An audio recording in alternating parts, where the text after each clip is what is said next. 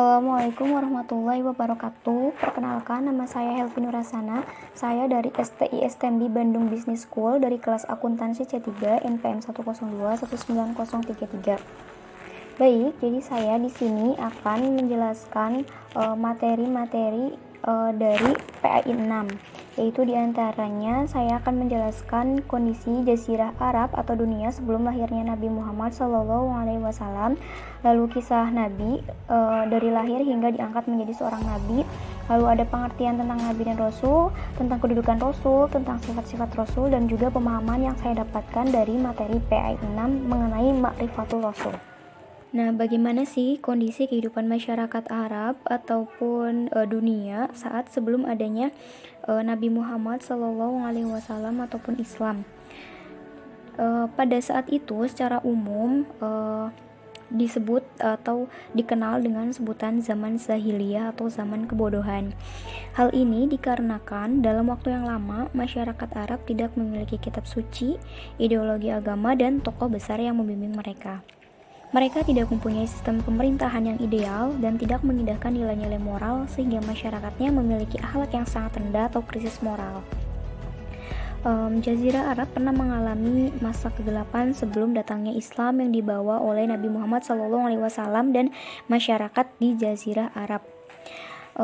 Pada saat itu Tuhan bisa dibuat, wanita diperdagangkan tanpa kehormatan, kepemilikan harta tidak jelas, kesewenang-wenangan dan tindakan amoral lainnya berkumpul menjadi satu. Alhasil manusia bak binatang, mau kawin di mana dan dengan siapa silahkan, ingin merampas harta siapa diperbolehkan, tiada aturan kecuali hukum rimba yang kuat, menang dan jika lemah akan tersingkir. Nah, pada saat itu sebelum adanya Nabi Muhammad SAW ataupun sebelum adanya agama Islam, terdapat juga sikap amoral lainnya, yaitu seperti kebiasaan mengubur hidup-hidup anak perempuan yang terlahir, baik melalui pernikahan resmi atau perzinahan yang dipenuhi kehinaan.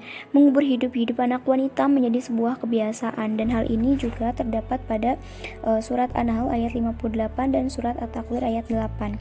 Adapun alasan mengapa anak wanita dikubur hidup-hidup adalah yang pertama karena takut aib dan menanggung malu, yang kedua takut dengan nasib yang buruk, terutama jika bayi wanita yang lahir berkulit hitam atau buruk rupa, yang ketiga takut tidak kuasa memberikan kebutuhan makan, minum, pakaian, dan tempat tinggal lantaran kemiskinan, yang keempat yaitu menganggap bahwa malaikat merupakan anak perempuan Tuhan, sehingga anak perempuan yang dilahirkan harus dikubur hidup-hidup untuk dikembalikan kepada Tuhan. Nah, jadi sebelum adanya Nabi Muhammad SAW ataupun sebelum adanya ajaran Islam, pada saat itu keadaan dunia ataupun Jazirah Arab tidak mengindahkan nilai-nilai moral sehingga masyarakatnya memiliki akhlak yang sangat rendah. Nah, siapakah Nabi Muhammad itu? Nabi Muhammad adalah seorang Rasul. Nah, Rasul berasal dari kata risalah yang berarti penyampaian. Rasul adalah seseorang yang diberikan wahyu dan kepercayaan oleh Allah Subhanahu wa Ta'ala yang kemudian diamalkan dan berkewajiban menyampaikan wahyu tersebut kepada umatnya. Nah, apa sih perbedaan Rasul dan Nabi? Nah, sedangkan Nabi adalah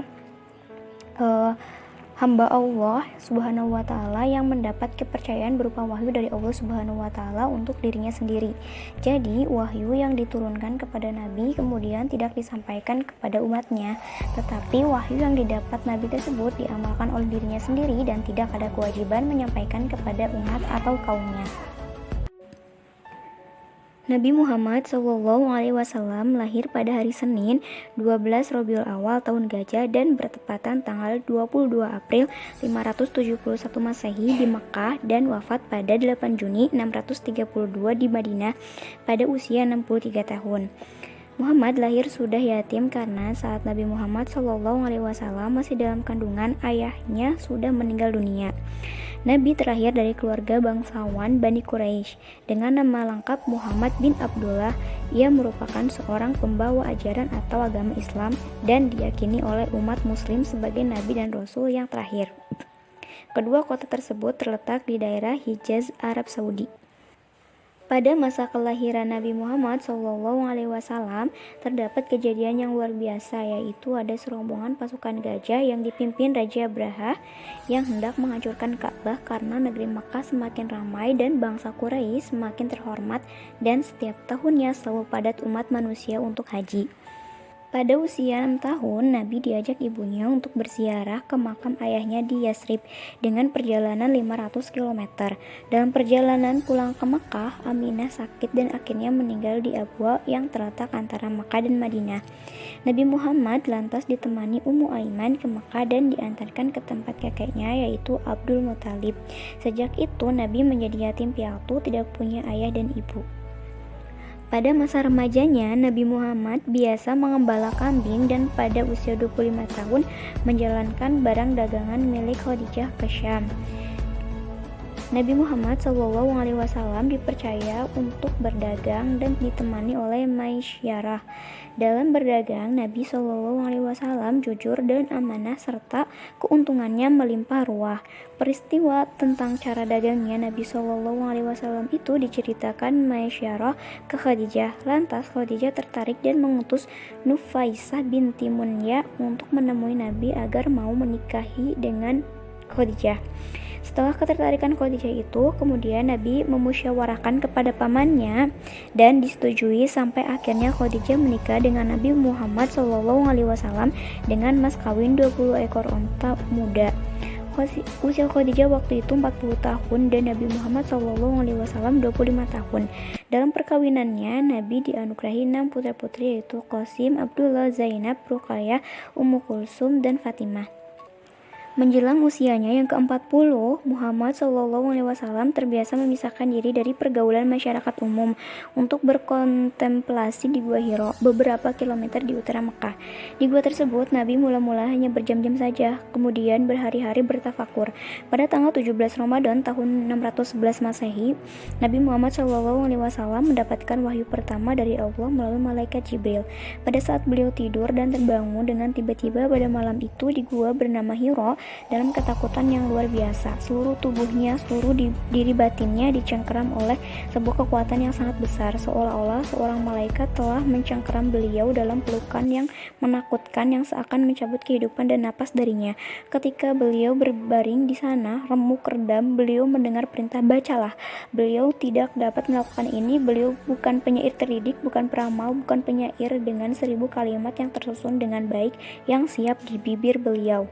Ketika itu beliau protes bahwa beliau adalah buta huruf. Malaikat itu merangkulnya lagi dengan kekuatan yang begitu rupa hingga turunlah ayat yang pertama yaitu ayat 1-5 dalam surat Al-Alaq. Pada saat itu beliau merasa ketakutan karena belum pernah mendengar dan mengalaminya.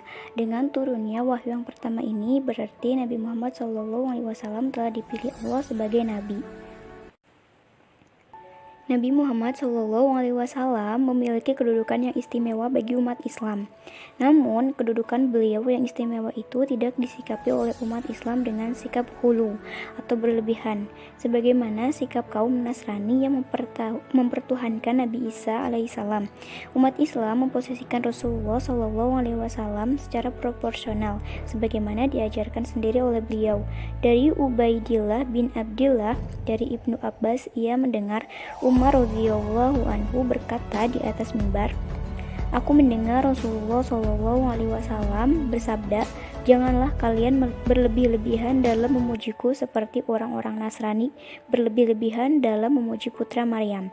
Sesungguhnya aku hanyalah seorang hamba Allah, maka katakanlah Abdullah atau hamba Allah dan Rasulnya." Hadis riwayat Al-Bukhari. Nabi Muhammad SAW adalah hamba Allah. Sebagai abdun min ibadillah, Muhammad SAW tidak ada bedanya dengan manusia lain. Beliau adalah manusia biasa, memiliki garis keturunan dan berjasa. Oleh karena itu, sebagai manusia biasa, Rasulullah SAW melakukan aktivitas makan, minum, pergi ke pasar, berniaga, dan segala aktivitas manusia lainnya. Kedudukan kedua dari Nabi Muhammad SAW adalah sebagai Rasul di antara para Rasul yang lain, seorang dari Rasul-Rasul. Nabi Muhammad juga memiliki tugas yaitu yang pertama adalah menyampaikan misi, yang kedua menunaikan amanah, dan yang ketiga memimpin umat. Nabi Muhammad SAW juga memiliki 4 sifat wajib bagi Rasul, yaitu sidik, amanah, fatonah, dan tabligh. Sidik artinya adalah jujur, sedangkan amanah berarti dapat dipercaya. Sementara itu, fatonah artinya cerdas, dan tabligh memiliki makna menyampaikan. Pemahaman yang saya dapat dari materi PAI 6 ini, dari materi Ma'rifatur Rasul adalah bahwasanya Rasul adalah hamba Allah yang diberi wahyu oleh Allah untuk dirinya sendiri dan disampaikan kepada umatnya. Selain itu, Rasul adalah pembawa ajaran atau pedoman hidup yang tidak secara teoritis saja, tetapi mereka juga menerapkan secara langsung dalam kehidupan mereka, karena mereka adalah sebuah contoh hidup dari pelaksanaan pedoman hidup itu. Nah, mungkin sekian yang dapat saya sampaikan. Maaf apabila banyak salah kata ataupun kesalahan. Terima kasih. Wassalamualaikum warahmatullahi wabarakatuh.